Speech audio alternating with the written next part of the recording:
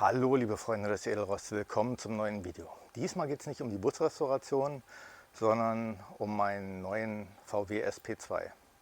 Das war ein langer ersehnter Traum von mir und das ließ sich jetzt einrichten, einen zu bekommen, und da habe ich dann sofort zugeschlagen.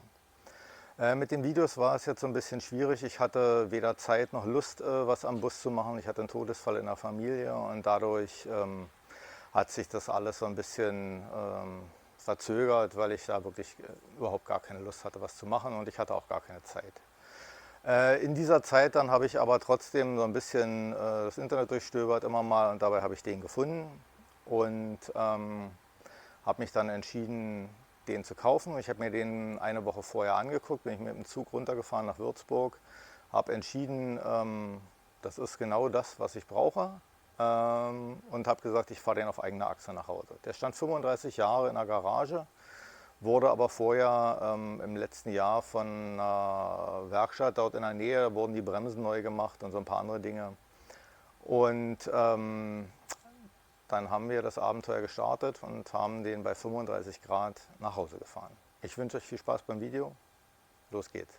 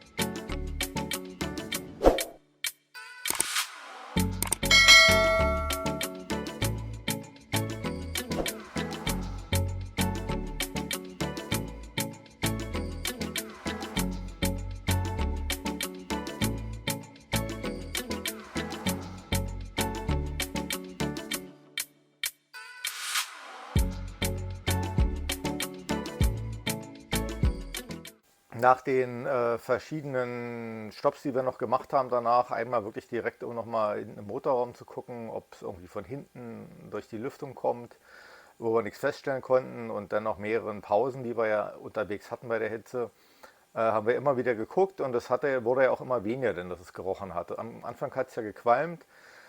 Nachdem wir dann den ersten Stopp hatten, war es nur noch ein bisschen, dass es gequalmt hat. Dann hat es ganz aufgehört und später hat es auch nicht mehr nach Kabel gerochen, sondern eigentlich nach Bitumen, nach verbranntem Bitumen. Und wir sind dann zu dem Schluss gekommen, dass irgendwas in der Lüftung drin war, entweder von irgendeinem Unterbodenschutz, den die mal raufgeschmiert haben unten, oder irgendwas, was sich abgelagert hat über die ganze Zeit, weil er da bloß ganz kurze Strecken gefahren ist und jetzt ja wirklich ewig stand.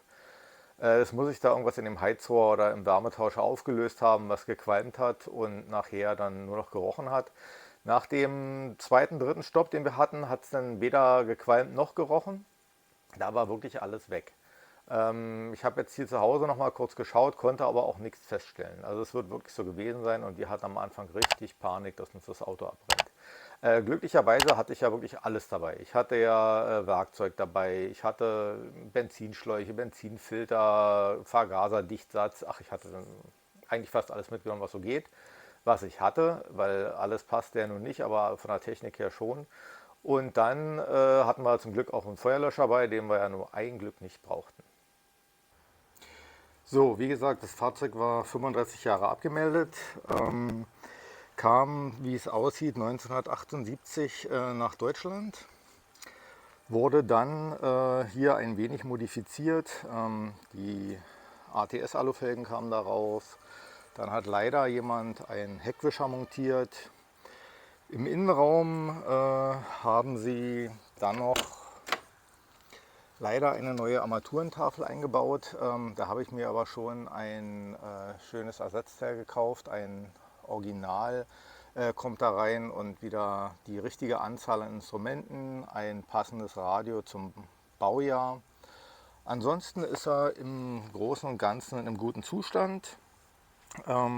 Die Fellbezüge fand ich echt gruselig, aber wir haben den ja nur bei 35 Grad nach Hause gefahren. Da war das echt eine praktische Sache, weil das war wirklich ein echt angenehmes Klima beim Fahren.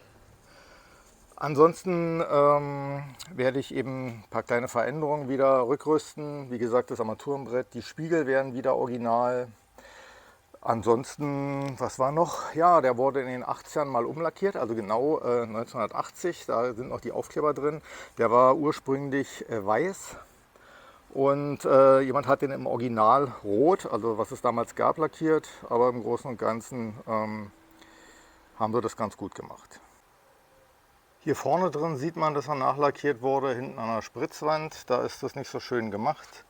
Und hier am Bremsflüssigkeitsbehälter, da sieht man auch das Weiß durchschimmern. Ansonsten ist es für so eine 80er Jahre nachträglich lackierte Sache eigentlich anständig gemacht. Der Lack hat ein paar kleine Kratzer, aber im Großen und Ganzen ist es wirklich immer noch schön, aber er stand ja wie gesagt auf 35 Jahre.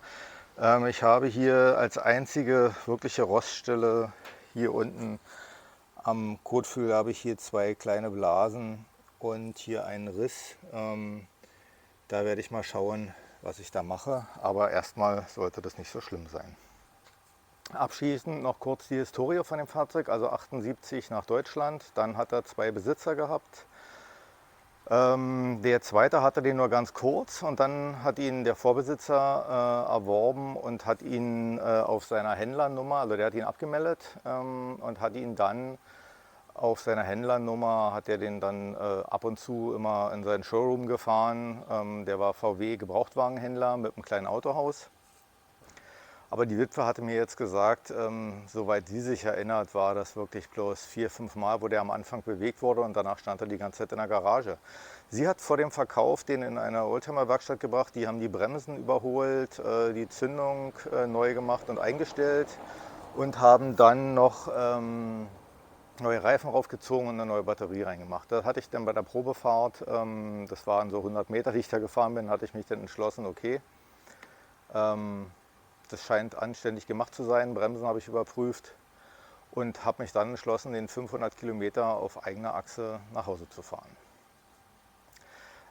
Das war, wie ihr gesehen habt im Video, eine kleine ein kleines Abenteuer, sagen wir mal. Wirklich, 35 Grad war schon ein bisschen anstrengend. Wir sind mit offenen Fenstern gefahren und haben uns dann so bei der Geschwindigkeit so um 100, 110 bewegt. Das war sehr angenehm.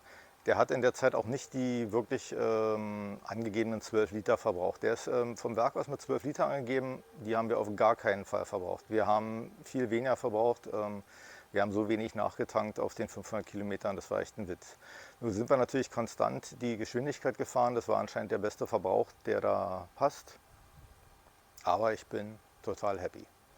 Gut, dann würde ich sagen, hoffe ich, ihr hattet Spaß.